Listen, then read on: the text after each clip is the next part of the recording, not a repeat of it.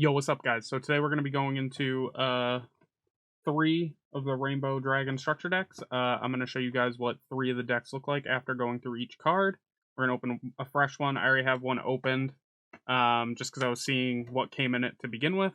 So I had a sort of an idea before opening it for a video. But first we're going to do that, and then I'm going to show you what 3 decks look like. I had to actually dig for some sleeves, had to take apart a deck. Unfortunately, it is probably one of my favorite decks. I had to take it apart because it is no longer viable because Ronin Totem got banned. So I scrapped the Frog Paleozoic deck. We might make something else with Paleozoics at some point, but because I have them put aside. But for now, we're gonna use the sleeves for this one. But yeah, without further ado, let's get into this. Let's get into this, guys. Also, if you like the video, don't forget to like and subscribe. Hit that bell notification button down below to know when my videos go live. Help show your support. Comment if you think that the deck could have gone a different way, what your favorite reprint in this deck is, and yeah, let's get into it. Alright, guys, this is the deck box. It's pretty nice, actually. I really like this art of the I think it's the Rainbow Over Dragon, right? Yeah, I think that's what it is. But we're gonna break right into it. Take a second for me to get my finger into there. I always do this. I like doing the top instead of the bottom. So to start, we have a playmat. We're going to take a look at this. Really nice. Hold on. Let me grab this. Very nice playmat. I'm a big fan of the like these paper playmats that come in them. I wish they were a little bit more sturdy, but what are you going to do? We have some support cards that you could have gotten from Battle of Chaos, are the Elements and Dimension Force, as well as news about the new Battles of Legend Crystal Revenge, which is going to have the new Crystal Beast monsters. I forget what they're specifically called. Advanced Crystal Beasts. And the new spell card, I think. I think it's a new spell card. And then a strategy for the deck, as well as some of the reprints, but we're going to go over that as we go through the deck. So we have that, and then you have the deck itself, which we will break into real quick. Very cool. On the back you have your Master Duel it's only Master Duel now. They used to have a Duel Links one. Master Duel is a fun game. So we'll just put that up there. And we'll go through the cards. We've got the Rainbow Dragon. Very nice reprint. We have the Ultimate Crystal Rainbow Dragon Overdrive. Oh, that's the card that's on the front. Okay.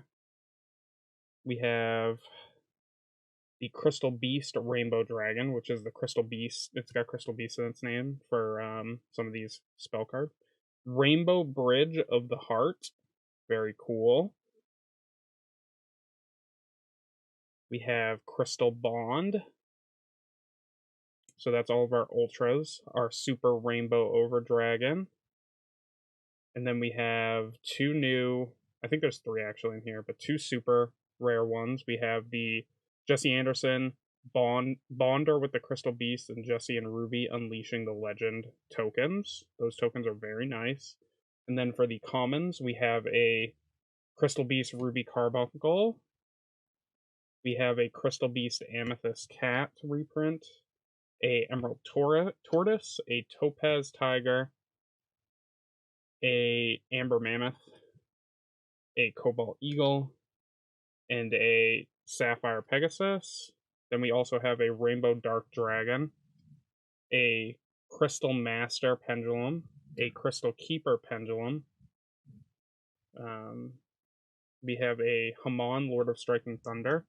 And for the big reprints, this was just come on, focus. There we go.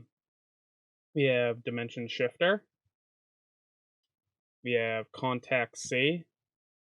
The big one everybody wants, the Ash Blossom and Joy Spring. I think the last time I looked, this is actually the most expensive card in the set, or the deck. It's 5 something right now, which is ridiculous. People are absolute fiends for for Ash. I know it's a 3 of in literally every deck, but it's still wild.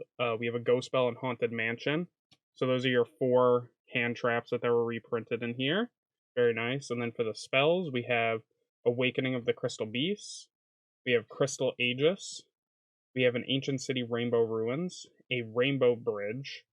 We have Crystal Beacon, Crystal Blessing, Crystal Abundance, Crystal Promise, Crystal Tree, Crystal Release, Rare Value, Rainbow Refraction, Advanced Dark, Melody of the Awakening Dragon, of Awakening Dragon, Foolish Burial Goods, and then Cosmic Cyclone.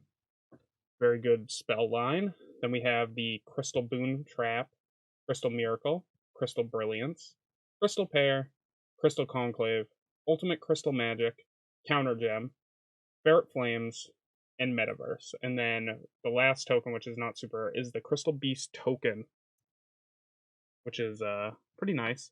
Overall, I think the deck is fine. It's a little heavy on spells for my liking, but I realize that these cards really need the help. Crystal Beasts have never really been meta ever. I think that Sapphire Pegasus, when it came out, was pretty playable. But like, I don't think it's ever been like tournament topping. So overall, this deck is actually really cool though.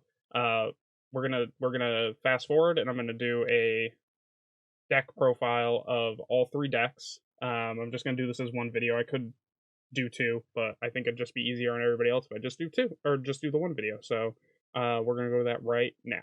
Alright guys, this is the Rainbow Dragon Crystal Beast structure deck, but it's 3 of them. So this is the ratios I would go with. So we'll start with the monsters. We're running 1 singular Rainbow Dragon.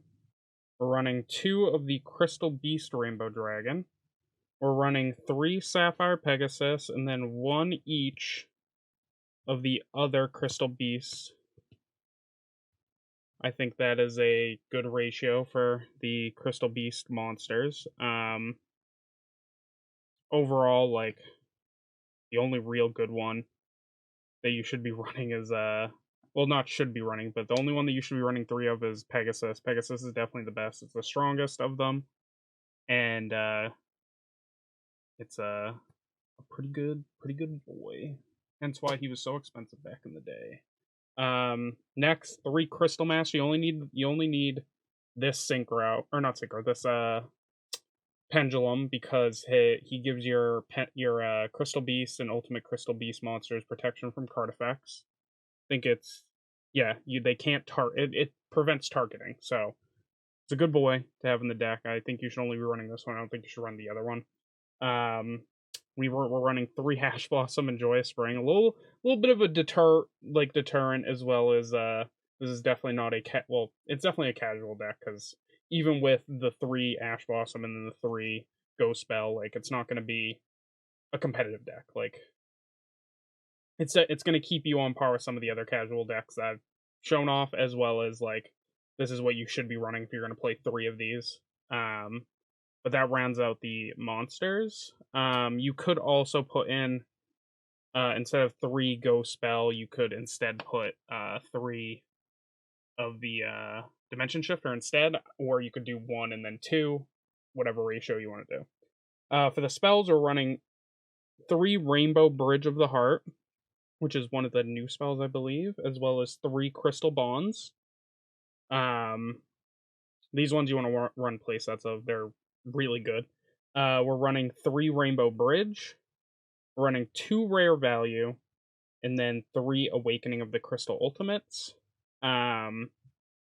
The spell lineup is negligible. You could definitely, like, there's a lot of spells in this, like, structure deck. I would recommend running a playset of the 2 new ones, as well as maybe a playset of Rare Value if you're going to change the ratios on Rare Value. But you could also just actually, I'm not going to put those together. I'm just going to have them separated. There we go. I have them like this. But as far as the other spells, you could put in some different ones. You could put in the Field Spell. The Field Spell is actually really cool, especially if you're playing a more casual environment. For the traps, we have 2 Crystal Conclave, 2 Crystal Miracle, or sorry, 3 Crystal Miracle, my bad.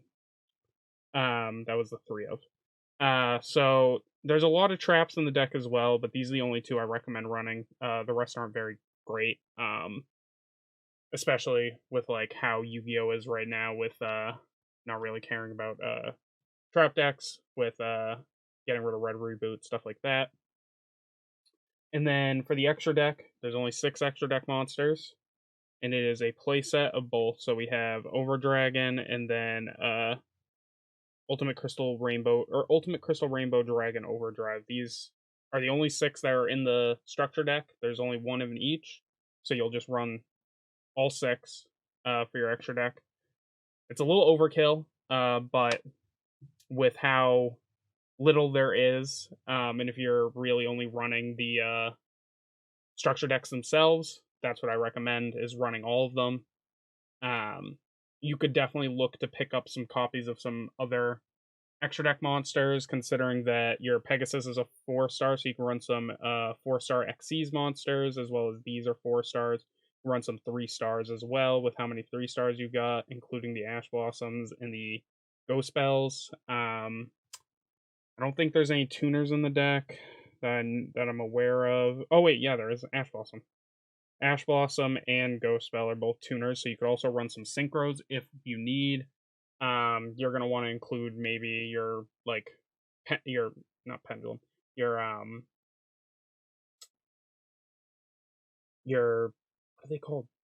Link, your link package. If you want to include link monsters, like I recommend, if you're gonna do that, only running one of each of these, and then filling the other 14 or 13 slots with a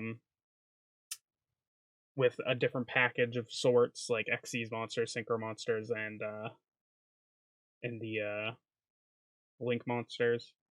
Maybe avoid Synchro monsters in general, though, due to the fact that you would have to commit a normal summon to your Ash Blossom / Ghost Spell. Not really what you want to do. But overall, this is the deck. I don't think it's very good. I think that it might be better once we get the new support. The what are people calling them? The BDSM or Crystal Beast, because they're all like leathered out with like a bunch of like new designs. That might make it a little bit more playable. I know that there was a trap that got printed or reprinted in the Megatons, or a new printing. I'm not entirely sure. I think I opened a playset of it or more. Not entirely sure. I don't really remember. But it could be playable in the future. Rogue at most. I don't think it's going to be anywhere near tier 2 or even tier 3. It might meet the threshold of tier 3, but this is the deck. We're going to go into my thoughts right now. All right, guys. So overall, I think the deck is fine. You could probably bring it to locals. I don't think that it's ever going to really be competitive as much as people would like. I know people love Jesse Anderson, love GX Era. I actually think more people like GX Era than they like DM Era. I think DM Era is a lot of like old school people like myself and stuff that like the very old Yu-Gi-Oh!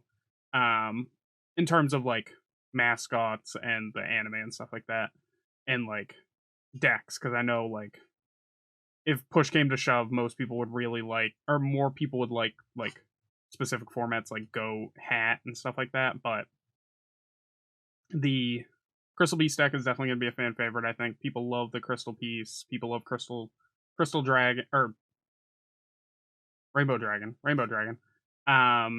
So I think this is going to be a popular deck to buy.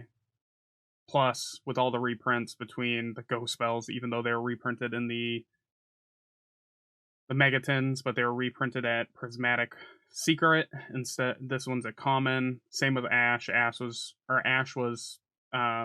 reprinted at Prismatic Secret as well.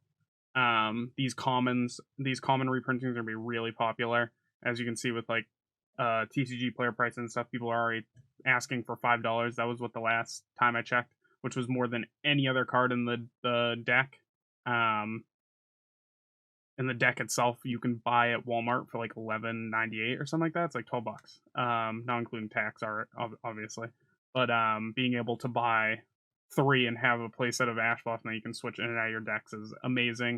It's probably the most, it's probably the cheapest Ash Blossom has ever been, which is really nice.